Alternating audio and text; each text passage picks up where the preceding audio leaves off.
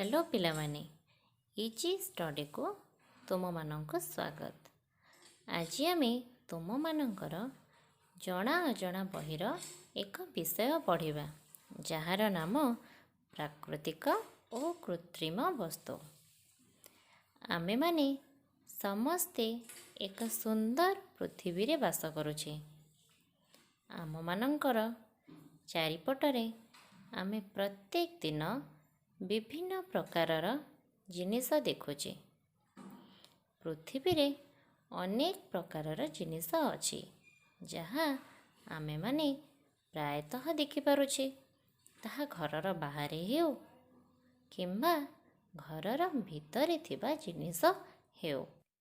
आमे देखुथिबा जिनिस मानक मध्यरु किछि जिनिस मनीष निजर आवश्यकता पूरण करिबा पई निजे तैयारी करेछि ओ सेही सबु जिनिस को निजर दैनंदिन जीवन रे व्यवहार करिथाए। तुमे माने निश्चिंत भावरे तुम ग्राम रे पढ़ी कम्हार तंती ए मानक देखिथिबो। से माने तुम मानक पई विभिन्न प्रकारर जिनिस तैयारी करिथांती। जेउ सब जिनिस मनीष निजर आवश्यकता पई तैयारी करिथाए, आस से सब जिनिस विषय रे आलोचना करिबा।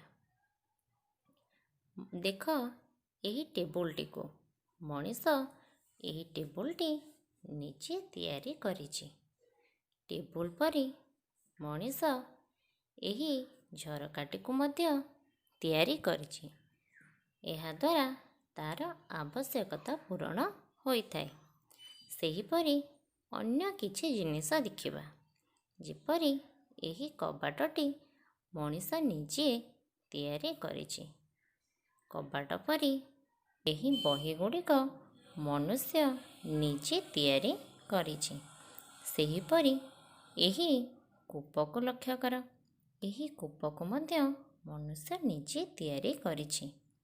तुमे चलाउथिबा साइकेल, तुमे माने खेलुथिबा बॉल ए सब मनीष तैयारी करिछि। तुम माँ माने व्यवहार करुथिबा एही सोना हार मध्य मनीष तैयारी करिछि। तेणु जेउ जिनिस गुड़िक मनीष निजे तैयारी करिछि ताहा मनुष्यकृत बा कृत्रिम वस्तु। मात्र चंद्र परी महाजागतिक वस्तु गुड़िक मनुष्य तैयारी करी नाही। चंद्र सूर्य मनुष्य ठारू बहु पुरातन अटंती। एही सबु प्रकृतिर उपादान अटंती। मनीष एही सबु को निजे तैयारी करी नाही।